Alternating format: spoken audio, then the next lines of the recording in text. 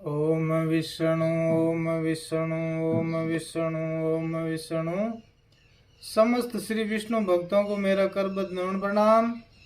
बंधुओं, आज अपन श्री गुरु जम्बेश्वर भगवान की अमृतवाणी के 96 नंबर शब्द का भावार्थ सुनेंगे। बहुत ही सुंदर शब्द है, बहुत ही गूढ़ ज्ञान से भरा हुआ शब्द है। ध्यान पूर्वक सुनिए। एक समय गुरु जम्बेश्वर भगवान सम्रातल पर विराजमान थे। आसपास में शास्त्रियां संत संगी जन बैठे हुए थे। उसी समय ही गुरु गोरखनाथ जी एवं गोपीचंद एवं हरि भर्तृहरि आदि वहां पर आए। उन्होंने बिना शब्द बोले ही मूक भाषा में सैनी से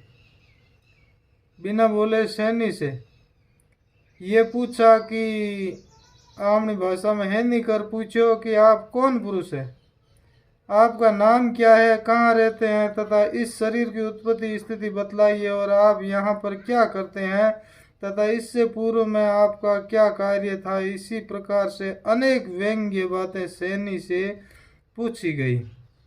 तब श्री जम्बदेव जी मन ही मन मुस्कुराते रहे और उनके प्रति ये शब्द सुनाया।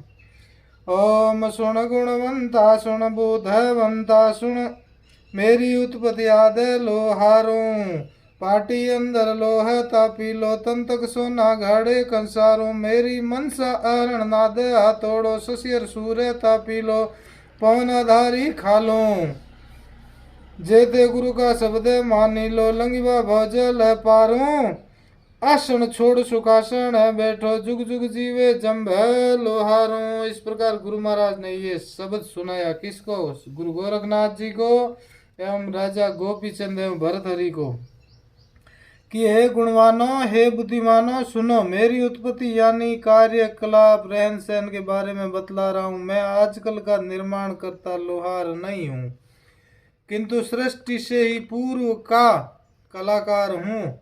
यहाँ पर गुरु जम्बेश्वर जी ने अपने को लोहार बताया है। जैसे लोहार लोहे की भट्टी के अंदर तपा करके उसे सुवर्ण सदृश बना देता है, उसी प्रकार से जम्बदेव जी लोहे के सदृश अज्ञानी जनों को ज्ञान रूपी अग्नि में तपा कर सुवर्ण सदृश उत्तम बना देते हैं। आगे गुरु महाराज कहते हैं कि जिस प्रकार से लोहे का काम करने वाला लोहार भट्टी के अंदर लोहे को तपाकर उसका स्थूल मेल जंग को काट कर उसे तत्व रूप सोना बना देता है और उस सोने से अच्छा कारीगर अनेक प्रकार के बर्तन अलंकार आदि बना देता है, उसी प्रकार से इस संसार रूपी जलती हुई दुख की भट्टी में लोहे सदृश अज्ञानी दुराचारी पापी जन तप रहे हैं, अति कष्ट का अनुभव कर रहे हैं। मैं समय समय पर इस मृत्यु लोक में आता हूँ और इन तपते हुए लोगों को उस लोहार की भांति बनकर उनके अज्ञान को काटकर उन्हें पवित्र सोने के समान महाज्ञानी बना देता हूँ। इससे इनके सभी विकार ज्ञान रूपी अग्नि में जलकर भस्म हो जाते हैं। ये तत्व रूप आत्मा परमात्मा के नजदीक पहुंच जाते हैं। आगे गुरु महाराज सब फरमाते हैं। अब आगे ये बतला रहे हैं कि किन किन साधनों के द्वारा जम्ब लोहार अपना अपना कार्य करते हैं, अर्थात जिस प्रकार से लोहे का कार्य करने वाले लोहार के पास अहरण होती है, उस पर रखकर वह लोहे को कूटता है तथा एक हथौड़ा भी पास में रखता है जिससे ऊपर से चोट मारता है, और पास में संडा सी चिमटा भी रखता है जिससे बार बार अग्नि को कुरेदता है, जिससे प्रज्वलित होती है, तथा इसके बावजूद भी हवा बिना तो अग्नि प्रज्वलित नहीं हो सकती, तो हवा देने के लिए धोकनी भी चमड़े की बनी हुई होती है जिससे हवा दी जाती है। ये सभी लोहार के साधन है। उसी प्रकार से श्री जमदेव जी कहते हैं कि मेरी मनसा दृढ़ इच्छा ही अहरण है।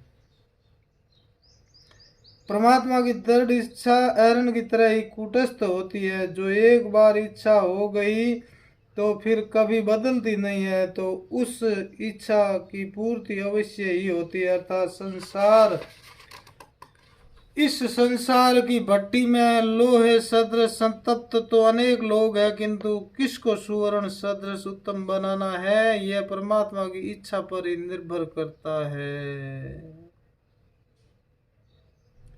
मदभक्त सो में प्रिय, इसी लिए इस इच्छा रूपी एरण पर अधिकारी जनों को रखकर शब्द नाद रूपी हथौड़े में मैं चोट करता हूँ।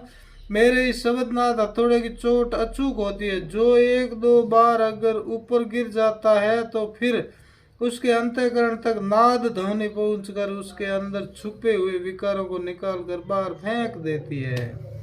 इस प्रकार बार बार शब्द ध्वनि की चोट संपूर्ण विकारों को निकाल देती है, उसे परम पवित्र देव तुल्य बना देती है।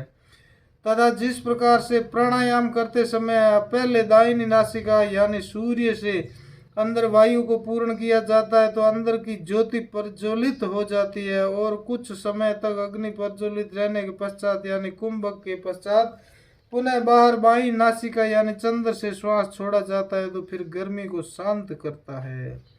उसी प्रकार से मैं प्रथम तो अपने शिष्यों को जिनका निर्माण करके कंचन में बनाना है उन्हें सूर्य सदृश उन्हें भय उपजाने वाले और तपस्या संबंधी मार्ग निर्देशित करता हूँ।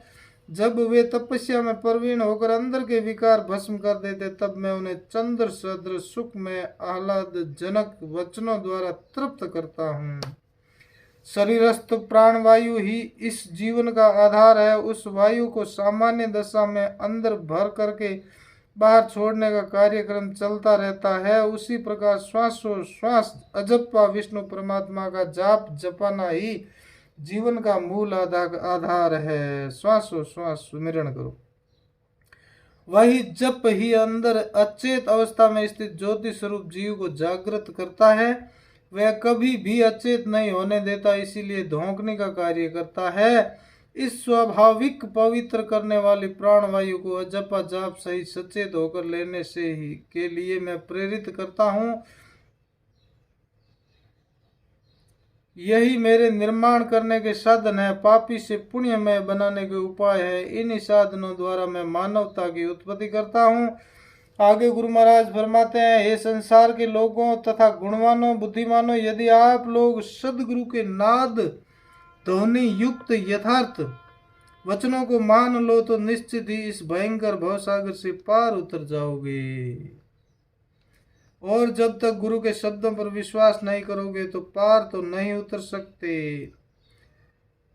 आगे भगवान कहते हैं, मैं जम्ब लुहार मानवता का निर्माण करता हूँ। इन सामान्य जनों द्वारा आचरित रीति रिवाज रहन सहन आचार विचारों को छोड़कर सुखासन लगाकर बैठा हूँ, यानी इन सांसारिक राग द्वेष ईर्ष्या लोभ मोह आदि से ऊपर उठकर सुख में आसन पर विराजमान हो चुका हूँ। अब मुझे किसी प्रकार के सुख दुख आदि प्रभावित नहीं कर सकते, इसीलिए मैं युगों युगों तक जीता हूँ। और आप लोग जब तक सांसारिक वासनाओं से ऊपर नहीं उठेंगे तब तक तुम्हें ये परेशान करती रहेगी। संसार में कुछ भी वर्षों के जीवन से ऊब जाओगे और मृत्यु की प्रतीक्षा करोगे तो फिर युगों युगों तक जीवन कैसे रह सकते हो। इसी प्रकार गुरु महाराज ने ये शब्द सुनाया। बहुत ही सुंदर शब्द है। बोलो श्री गुरु जम्बेश्वर भगवान की जय, श्री विष्णु भगवान की जय।